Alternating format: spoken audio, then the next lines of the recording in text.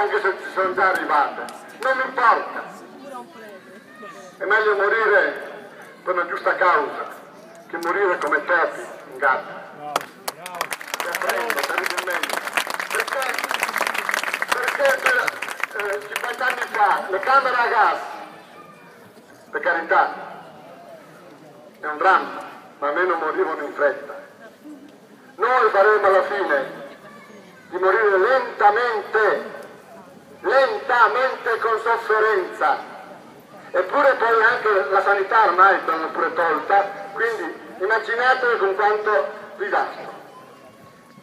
Ma tutti sanno, non occorre avere grandi studi, l'inquinamento che non è soltanto delle falde acquifere. Noi abbiamo via Doganale un sacco di persone morte di tumore e oggi ho scoperto che altre 2 ragazze, una a 30 anni e 35 anni, di tumore. Vero, stanno vicino a casa. Oggi l'ho scoperto. Ai Terzi, a Doganale. Signori miei, ma perché il comune di Cerveteri non fa causa al comune di Bracciano perché gli inquina l'acqua? Perché?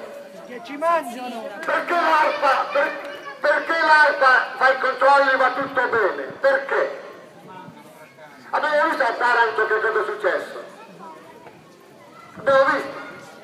Allora queste cose devono finire, perché qui va di mezzo veramente i cittadini. Ma dico una cosa molto grave, che questa violenza psicologica che loro stanno facendo sui cittadini, un giorno si tramuterà in violenza dei cittadini contro di loro. Io sono contro la violenza, però questo voglio portare la gente a questo fatto. E devo cominciare a prendere coscienza di questo. Dopo troppo tardi. Dopo la polizia si sono messi d'accordo che le vostre manifestazioni si mettono da parte. Lo sapete sì o no? Perché hanno preso coscienza che devono difendere i cittadini. Sapete sì o no? E allora perché questi uomini politici, perché i nostri tutori della legge non ci sono? Di notte chi controlla quella discarica di notte? Chi? Quanti camion passano senza targa? Passano. Quanti? E questo è il discorso. Se io dico qualche bugia mi dovete accusare. Mi dovete accusare. Però se la verità, c'è qualcuno che non fa il suo dovere qui, siamo noi che l'accuseremo poi. Perché tutto il discorso deve finire. E poi voglio dire anche ai manifestanti, ai comitati, dobbiamo essere uniti, fare meno manifestazioni pubbliche ma con grande numero. In questo periodo dobbiamo fare molta informazione, perché c'è molta disinformazione. Molti di Bracciano non sanno che cos'è Cupinolo e poi pensano che sia una cosa giusta. Non sanno quello che c'è. Io vi dico una cosa, se va avanti questo progetto, che oltretutto è trentennale, fra 10 anni Bracciano è già morta. Già sta morendo, guardate i negozi chiusi. Bracciano è già morta. Poi noi mangiamo i prodotti che vengono fuori là, l'agricoltura è là. Ma l'università agraria, che sono i suoi terreni, come ha fatto a prendere il Bracciano e il comune? Che non li può vendere? Perché non c'è un giudice che va a vedere queste cose? Perché un giudice, uno. Cioè voi capite a che punto siamo? E questo si chiama giustizia? Questo si chiama democrazia?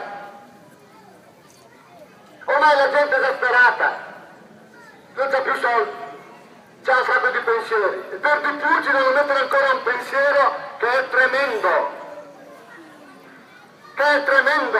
Ma la coscienza di questi uomini dove sta? Un po' di coscienza.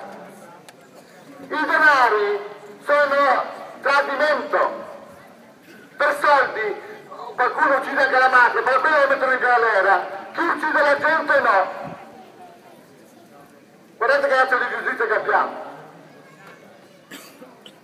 Cioè, queste cose vanno dette. Il signor Sindaco Sala deve anche dimostrare dove sono i fondi, i 9 milioni di fondi che deve avere per post mortem della cosa, della discarica. Dove sono? Non si sa. Non si sa. La Corte dei Conti che viene pagata da noi, dov'è? Ma per non te li guardano, le illusioni sono dei fatti, che hanno passato sopra. Arriverà il momento che i bastoni si arrivano, che i bastoni devono andare. Ma questo poi, non perché c'è qualcuno che dopo aizza, perché sono loro che stanno provocando questa situazione. Quando la gente è esasperata, è chiaro che poi si salva come può, Non dobbiamo arrivare a tanto, siamo ancora in tempo, però bisogna fermare questo malaffare